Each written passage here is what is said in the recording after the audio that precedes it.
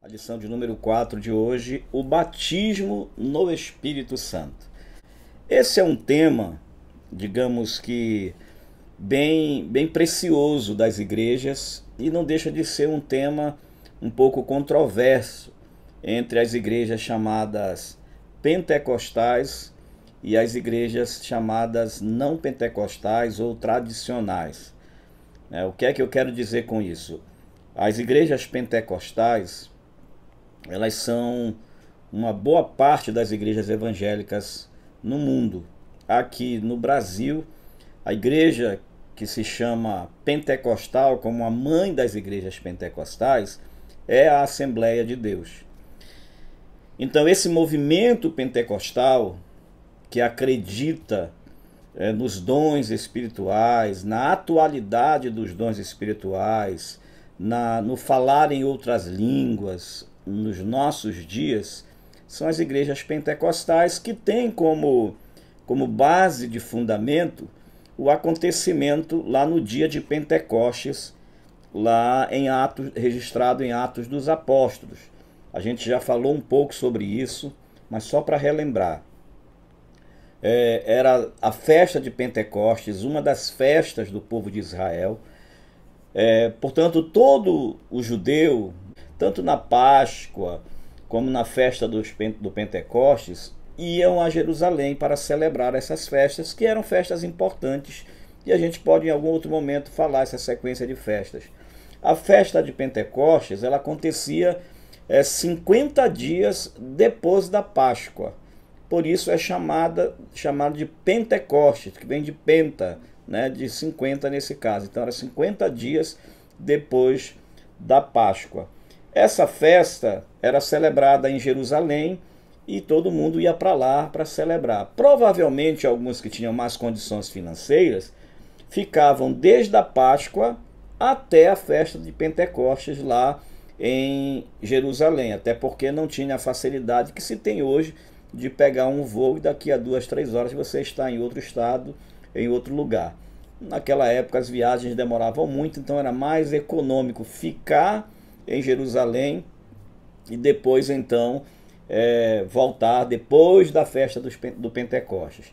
Então nesse dia Jerusalém estava tomada de muita gente.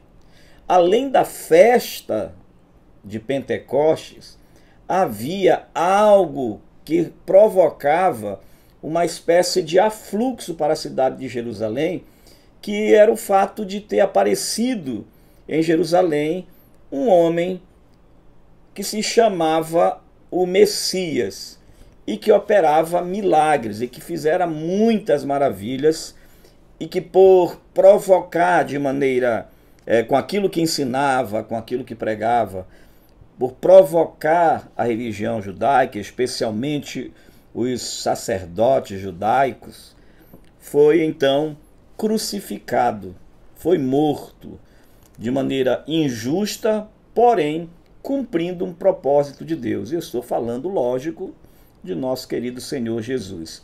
Então havia ali em Jerusalém, e isso foi se espalhando por todos os lugares, que apareceu ali um homem, um jovem galileu, que ensinava a palavra de Deus como ninguém, que ensinava os princípios de Deus de uma forma muito diferente, com mais vida, com mais misericórdia, com menos atavios de religião e com mais humanidade, e com mais serenidade, com mais amor, com mais relacionamento com as pessoas.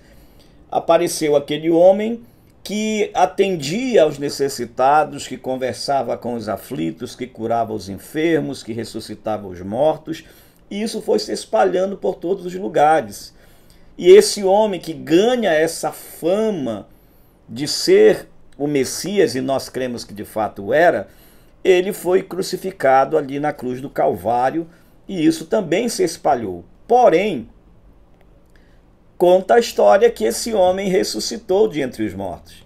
E é lógico, os discípulos de Jesus começaram a ensinar e começaram a propagar que Jesus veio como o Messias para ser o Cordeiro de Deus que seria entregue uma vez por todas para a salvação dos homens. então, por vontade própria, entregou-se à cruz para entregar-se como sacrifício pelo pecado dos homens, morreu, mas venceu a morte, ressuscitou, foi visto por várias pessoas, sendo assunto aos céus, e deixou várias promessas. Então imagine que mesmo aqueles que não acreditavam, mesmo os que duvidavam e os curiosos, todos afluíam para Jerusalém para tentar saber de fato, ouvir de perto o que era aquilo que os discípulos de Jesus estavam apregoando. Porém, nessa ocasião, os próprios discípulos estavam, digamos assim, no estaleiro. Eles estavam se escondendo até, eles estavam esperando. Havia uma promessa que havia sido dada por Jesus a eles, de um revestimento de poder que viria, e eles estavam então, de alguma forma, em stand-by, não estavam fazendo muita coisa. E exatamente no dia de Pentecostes, no dia da festa de Pentecostes, esses discípulos estavam reunidos no cenáculo, provavelmente na casa de Pedro. O cenáculo era um lugar de refeição, era um lugar onde eles faziam as refeições comuns. E eles estavam ali orando, buscando a Deus, esperando a promessa do Pai. A cidade estava empolvorosa, muita coisa acontecendo na cidade, a festa era uma festa que mobilizava muita gente. Então, acontece nesse dia o que é registrado na Bíblia como a descida do Espírito Santo, que havia sido prometido por Jesus aos discípulos, que ele iria enviar um outro Consolador. E nesse dia, o Espírito Santo se manifesta de maneira diferente na vida dos apóstolos, dos discípulos de Jesus. E a história, quem é pentecostal conhece muito bem, a história é que se viu repartida sobre a cabeça deles línguas como de fogo. Eles ouviram um som de um vento impetuoso e veemente, é isso que Atos dos Apóstolos diz, e que eles ouviram esse som, depois foi vista sobre eles labaredas de fogo, línguas de fogo, repartidas sobre a cabeça deles, e eles começaram a falar em outras línguas, conforme o Espírito Santo lhes concedia que falasse. Isso ficou caracterizado por uma parte dos teólogos que fazem a leitura como uma das evidências do batismo com o Espírito Santo, nesse caso, o falar em línguas. Mas isso a gente vai ver daqui a pouquinho, se de fato falar em línguas é a única evidência do batismo com o Espírito Santo, se existe alguma diferença entre batismo com o Espírito Santo, o selo do Espírito Santo, ser cheio do Espírito Santo, receber o Espírito Santo, tudo isso nós vamos ver na nossa aula de hoje, tá bom? Então, tendo feito esse pequeno panorama a respeito lá do dia de Pentecostes, as igrejas então que acreditam que naquele dia de Pentecostes houve o batismo com o Espírito Santo e que como evidência eles começaram a falar em outras línguas, são chamadas de igrejas pentecostais. São as igrejas que acreditam no falar em línguas nos nossos dias, e tudo isso nós vamos estudar, inclusive os dons espirituais e o fruto do Espírito. Aí você vai poder analisar, eu particularmente não sou muito afeito especificamente ao termo pentecostal, ainda que eu creia como pentecostal, mas a gente precisa só realmente entender para poder conversar sobre o assunto sem destruir convicções e nem também sem construir convicções equivocadas, tá certo? Então vamos lá. Tema de hoje, o batismo no Espírito Santo. A respeito do batismo no Espírito Santo, a palavra de Deus ensina o seguinte: Jesus ordenou aos discípulos a não começarem a testemunhar até que fossem batizados no Espírito Santo e revestidos do poder do alto. Isso está lá em Lucas, no capítulo 24, versículo 49. Só para relembrar quem não, e para informar quem não sabe, Atos dos Apóstolos foi escrito por Lucas, é o segundo livro que Lucas escreveu. Então é como se fosse quase que uma continuidade da narração de Lucas a respeito das obras da ação de Jesus, que passa a ser então a narração das obras e ações do Espírito Santo. E eis que sobre vós envio a promessa de meu Pai. Ficai, porém, na cidade de Jerusalém, até que do alto sejais revestidos de poder. Esse revestimento de poder é que foi caracterizado como essa imersão, como esse batismo. Então, revestido é você estar mergulhado, envolto, por isso o termo batismo.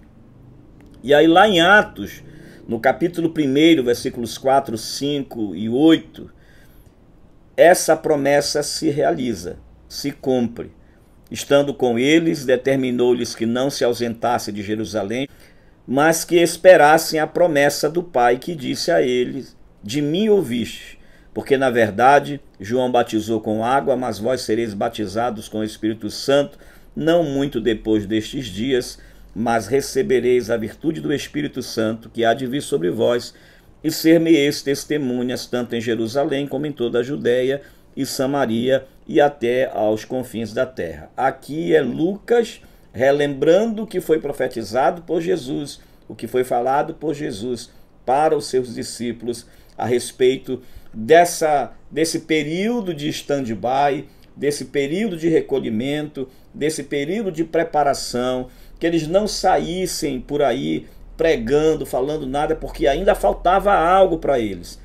Jesus já havia soprado sobre eles, você vai ver isso daqui a pouco, em um determinado momento, Jesus já havia soprado sobre eles o Espírito Santo, mas essa virtude, esse poder ainda não estava sobre eles, eles operavam ali na virtude de Cristo.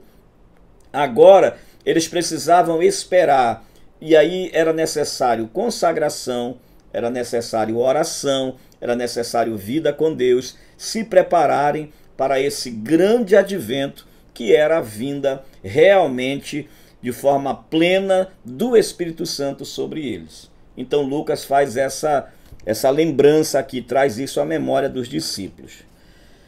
Então, quando a gente fala de batismo, nós podemos usar alguns termos. Você vai, por exemplo, ouvir batismo do Espírito Santo, batismo pelo Espírito Santo, e ainda tem o batismo no Espírito Santo.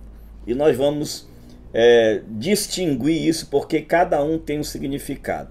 Primeiro, o batismo do ou pelo Espírito Santo, você vai encontrar nessas referências, aí eu não vou ler as referências, mas se você quiser, você pode buscar 1 Coríntios capítulo 12, você vai ver, inclusive falar a respeito dos dons espirituais, mas que todos somos batizados no mesmo Espírito, enfim.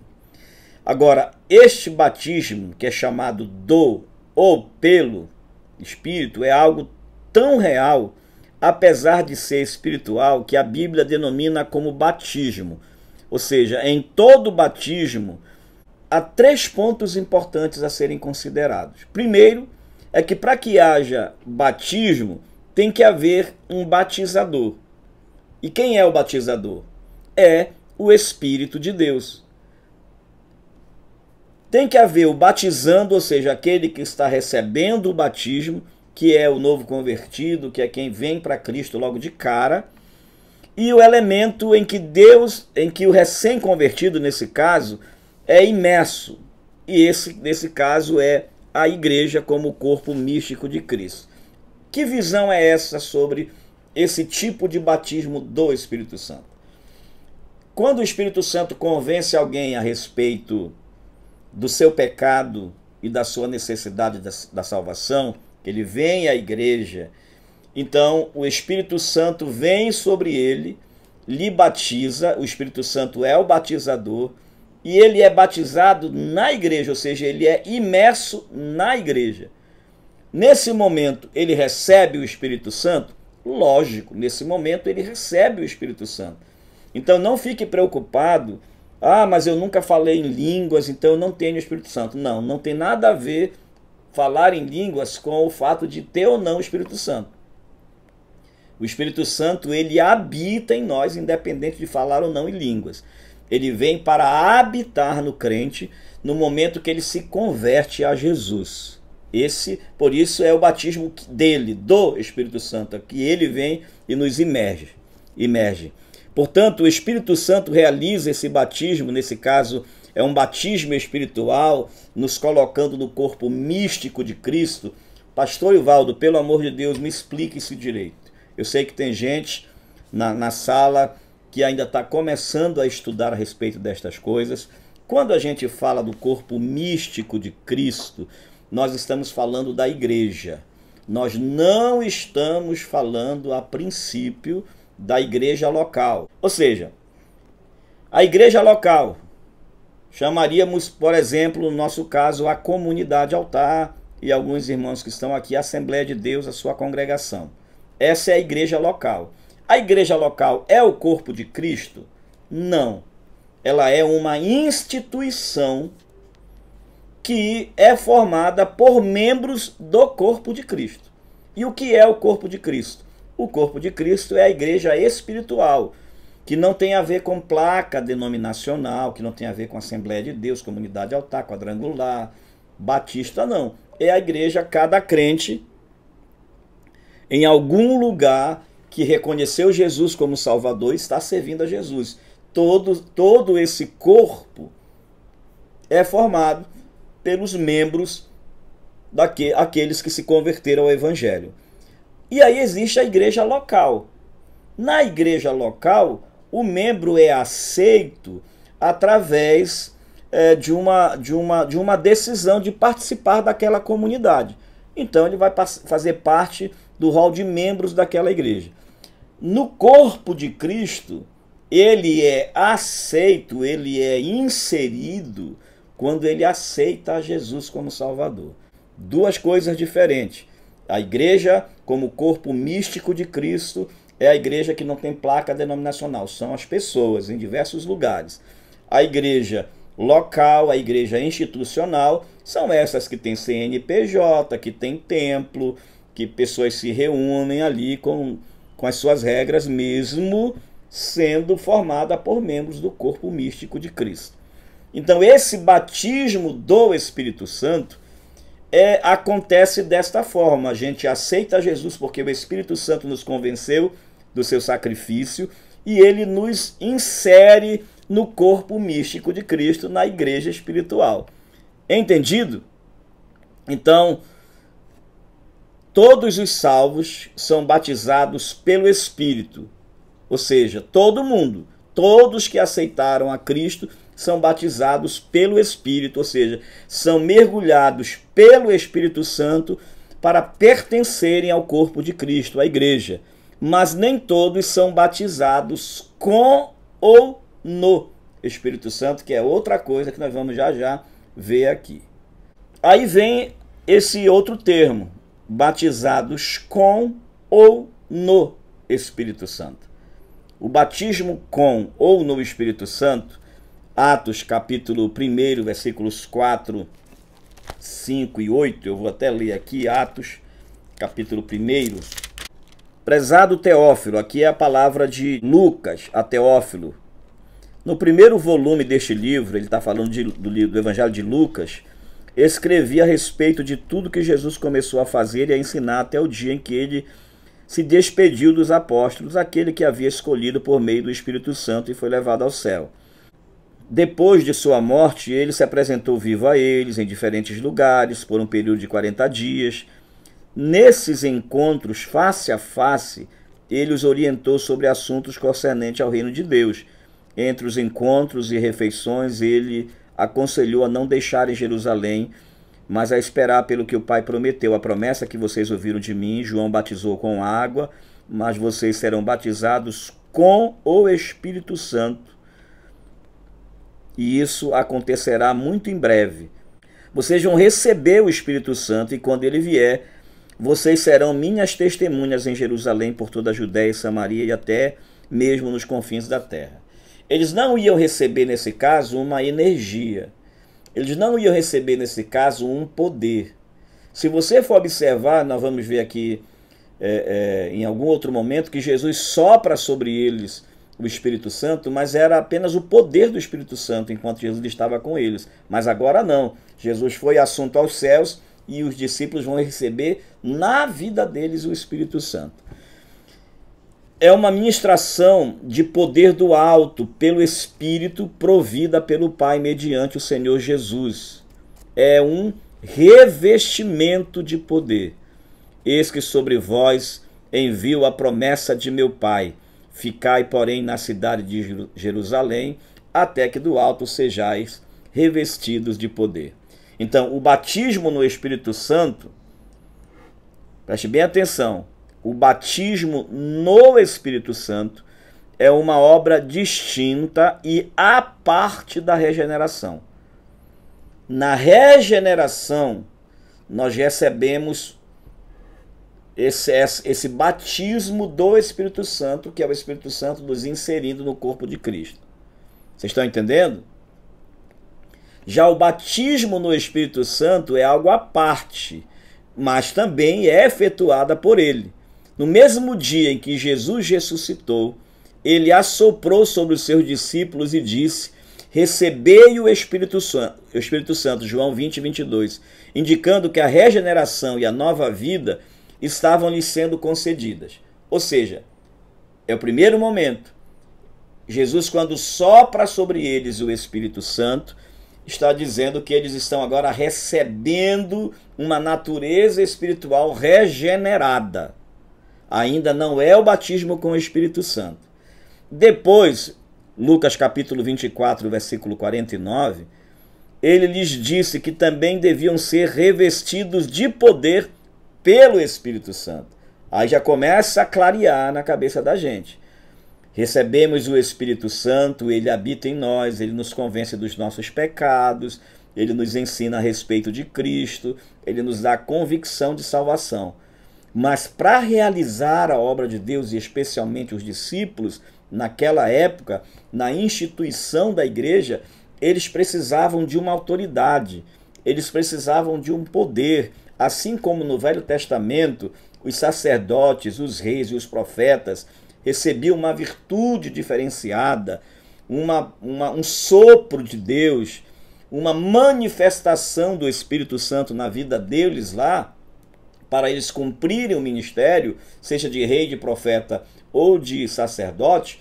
Aqui Jesus está dizendo que para os discípulos conseguirem fazer, seja expulsar demônios, seja pregar o evangelho, seja levar esse evangelho por todos os cantos, eles precisavam de um revestimento de poder, de algo muito maior, de algo muito mais intenso, de uma qualificação espiritual. E isso quem faria era o Espírito Santo, era a manifestação não só do Espírito, mas do poder do Espírito sobre eles. O batismo no Espírito Santo outorgará ao crente ousadia e poder celestial para este realizar grandes obras em nome de Cristo e ter eficácia no seu testemunho e pregação. Aqui há algo lindo e poderoso.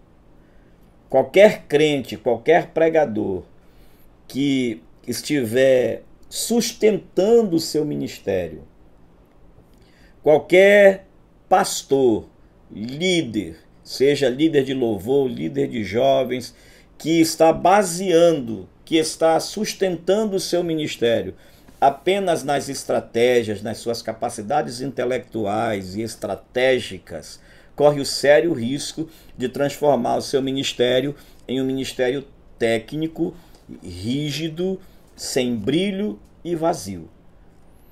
Aí entra a necessidade do poder do Espírito Santo. Você é tímido, tem dificuldade de falar de Jesus, encha-se do Espírito Santo de Deus. Esse é o princípio, certo? Aí se repete aqui o versículo de Atos, capítulo 1, versículo 8.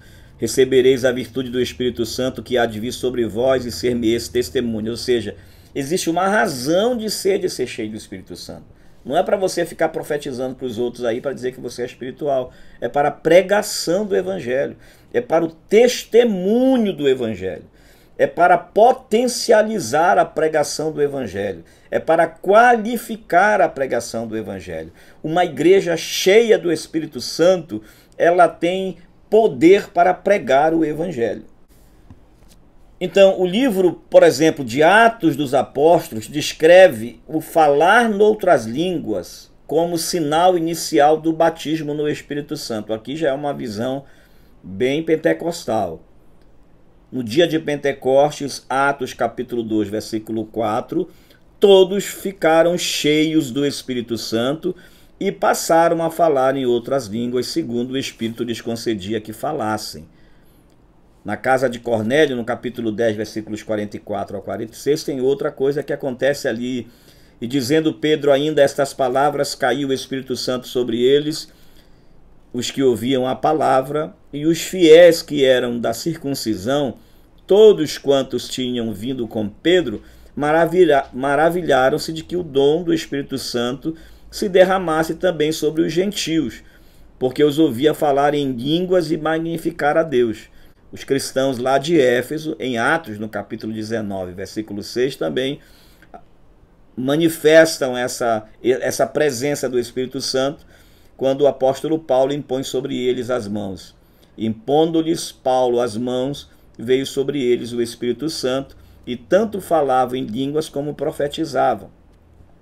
Esse poder não se trata de uma força impessoal, mas de uma manifestação do Espírito Santo, na qual a presença, a glória e a operação de Jesus estão presentes com o seu povo.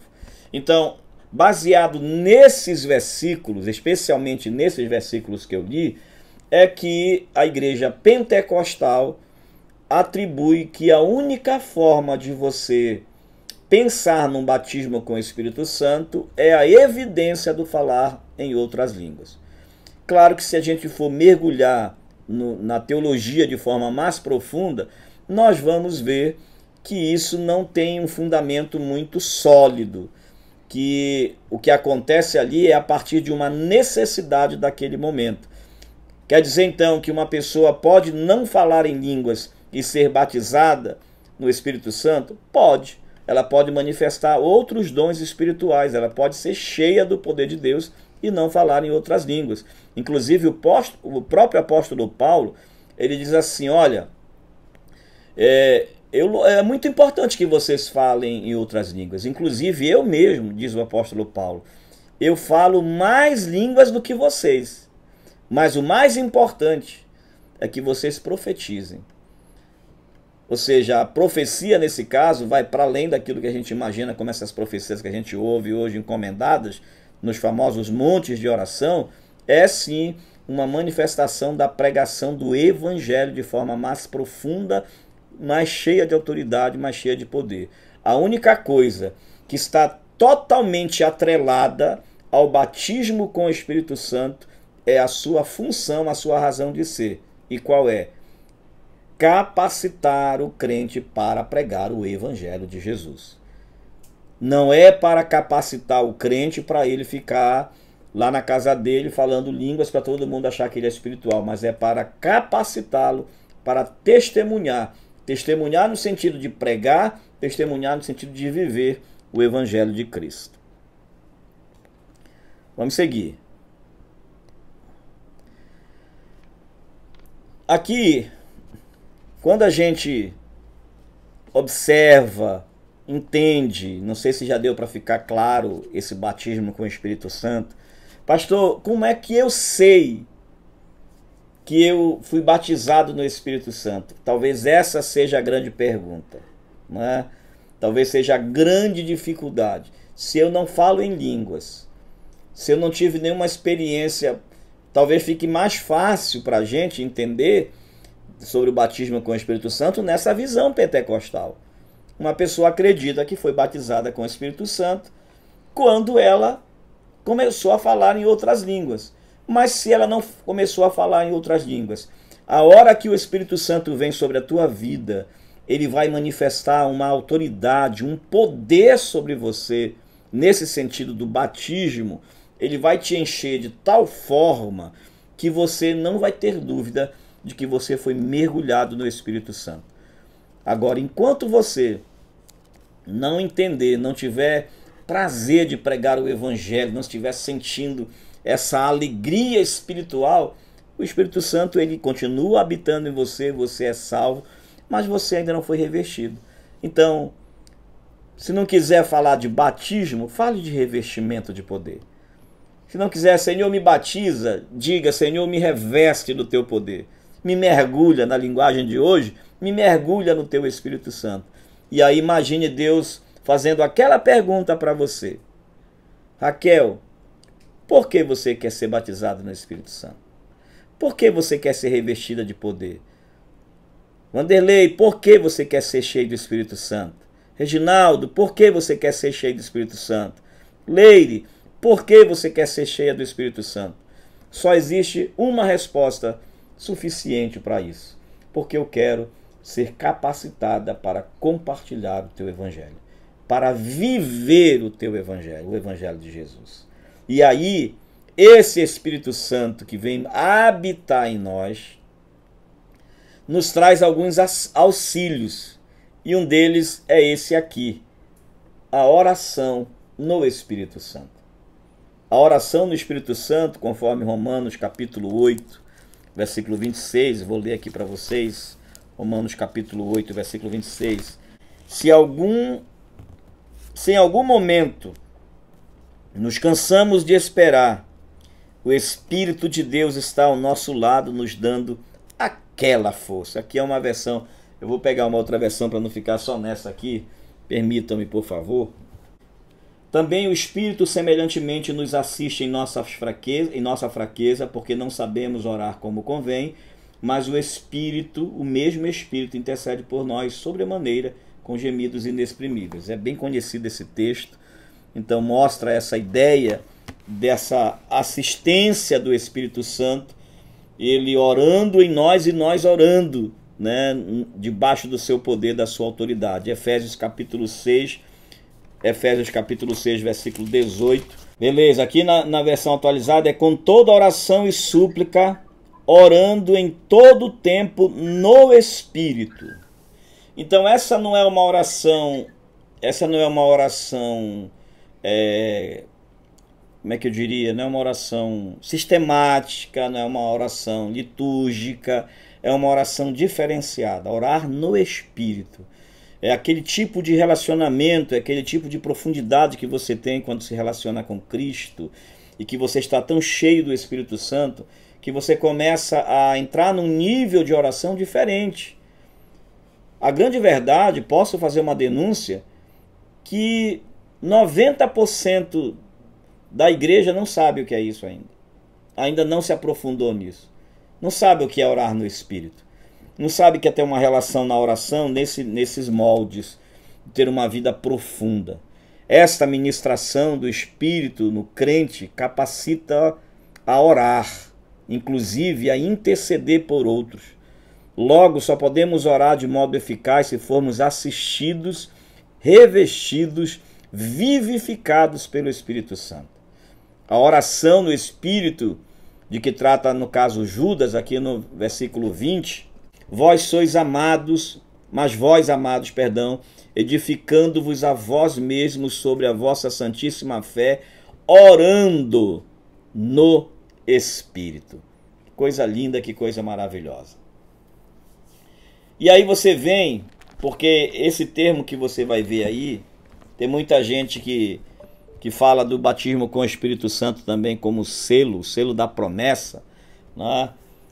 E o selo, a gente considera o selo como salvação. Mas vamos ver então o Espírito Santo como selo. Não sei se a gente chegou a falar disso um pouco nos símbolos do Espírito Santo, né? Nós vimos um pouco disso, mas eu estou trazendo de volta aqui com uma outra perspectiva. Então, o Espírito Santo como selo, você vai encontrar em 2 Coríntios 1, 22, Efésios 1, 13 e 14, 4, 30, 2 Coríntios 5, 5. Seria muito bom que você fosse olhar esses versículos aí. Devemos observar que nos tempos bíblicos o selo era usado para designar a posse de uma pessoa sobre algum objeto ou coisa selada. Quando o Espírito Santo vem sobre nós, vem para confirmar, para selar, para dizer: pronto, esse aqui pertence ao Pai. Esse aqui pertence a Jesus. Assim como o batismo nas águas é um testemunho, um selo público da nossa decisão, a ação do Espírito Santo na vida do crente, a manifestação do Espírito Santo na vida do crente, a regeneração promovida pelo Espírito Santo na vida do crente, é um selo que lhe garante: esse aqui tem dono.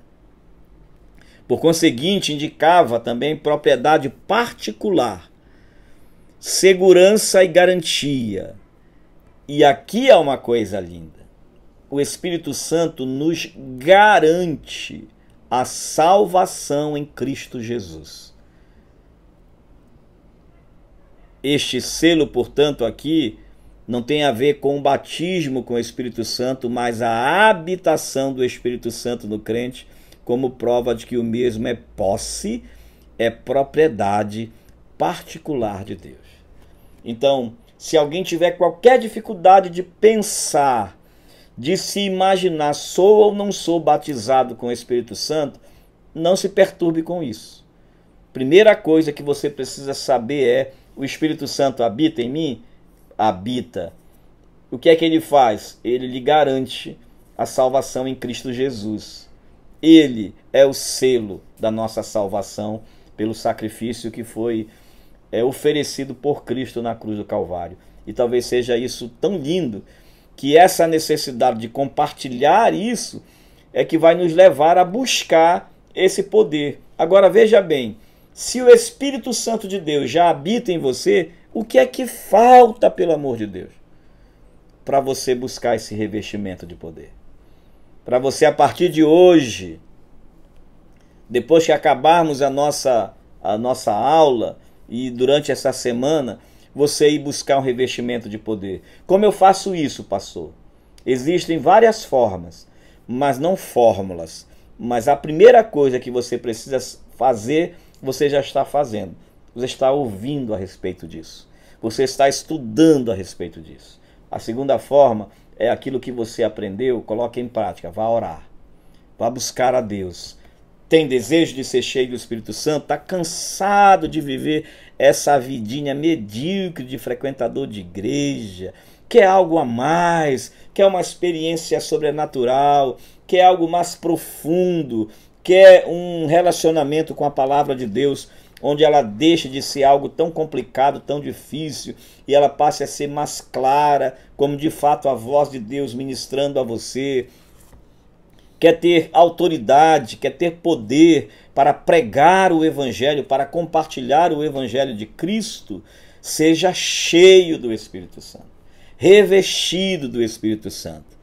Efésios capítulo 1, versículo 13 diz: em quem também vós estáis, depois que ouvistes a palavra da verdade, o Evangelho da vossa salvação, e tendo também nele crido, fostes selados com o Espírito Santo da promessa. Você tem um selo, você pertence ao Espírito Santo. E aí ele entra como um penhor. O penhor era, em linguagem simples, uma quantia, um algo de valor deixado como garantia de retorno daquele que deve ou promete. Ou seja, ele é o penhor da nossa salvação. No caso específico do Espírito na igreja, é a garantia e o adiantamento da imensurável riqueza e glória que receberemos na eternidade, e que muito em breve ele virá para levar para si sua propriedade peculiar, a igreja de Deus. O que é isso? O que é esse penhor? Jesus veio e foi assunto aos céus. Ele precisava nos dar uma garantia. Ele enviou o Espírito Santo para nos trazer um pouco daquilo que a gente pode gozar nos céus, na presença de Deus durante a eternidade, quando formos arrebatados. A gente pode experimentar a glória de Deus ministrada pelo Espírito Santo de Deus em nossas vidas. Por isso, nós pastores, líderes, devemos constantemente buscar o revestimento do Espírito Santo. Todo crente deve buscar ser cheio do Espírito Santo, revestido do poder de Deus, para ministrar com autoridade e para trazer para a igreja, para o povo, um pouco do ambiente celestial pelo poder bendito, lindo e maravilhoso do Espírito Santo. Aí vem a unção do Espírito Santo para o serviço. Olha como vai ficando tão gostoso, né? Jesus, nosso exemplo, foi ungido como Espírito Santo para servir. Inclusive lá em Lucas 4,18, Jesus faz uma referência, lendo um trecho de Isaías, lá do capítulo 61 de Isaías, quando Jesus entra lá na sinagoga, ele pega o livro do profeta Isaías, capítulo 4, versículo 18, ele diz: o Espírito do Senhor Deus está sobre mim, porque me ungiu para pregar boas novas, nesse caso no grego o evangelho, para pregar boas novas, para anunciar liberdade aos cativos. Olha só, o Espírito Santo ungiu Jesus, era uma unção sobre Cristo, do próprio Espírito Santo. Unção do Espírito sobre o crente, conforme 1 João 2,20, e é tão lindo esse texto lá: tendes a unção do santo. Esta unção santifica o crente para o serviço de Deus. Vamos pegar esse texto aí, ainda que esteja aqui, 1 João capítulo 2, versículo 20 e versículo 27. E vós possuís unção que vem do santo, e todos tendes conhecimento. Olha que coisa linda. Tendes a unção do santo. Esta unção santifica o crente para o serviço de Deus. O outro versículo é versículo 27. Quanto a vós outros, a unção que dele recebestes permanece em vós, e não tendes necessidade de que alguém vos ensine.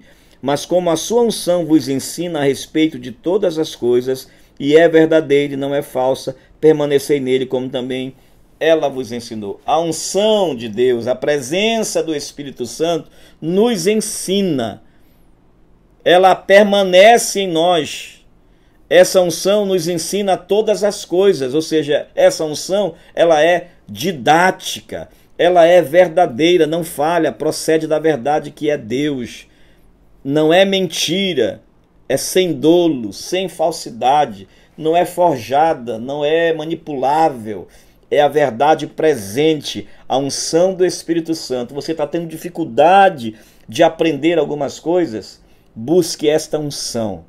Essa unção didática, a presença do Espírito Santo de Deus na sua vida, com toda a didática divina, ministrando a você, ensinando a você, tornando clara diante de você a palavra de Deus, os ensinamentos de Cristo, porque de fato esta é a função do Espírito Santo, do Paracletos, prometido pelo Senhor Jesus. Amém, queridos? Amém.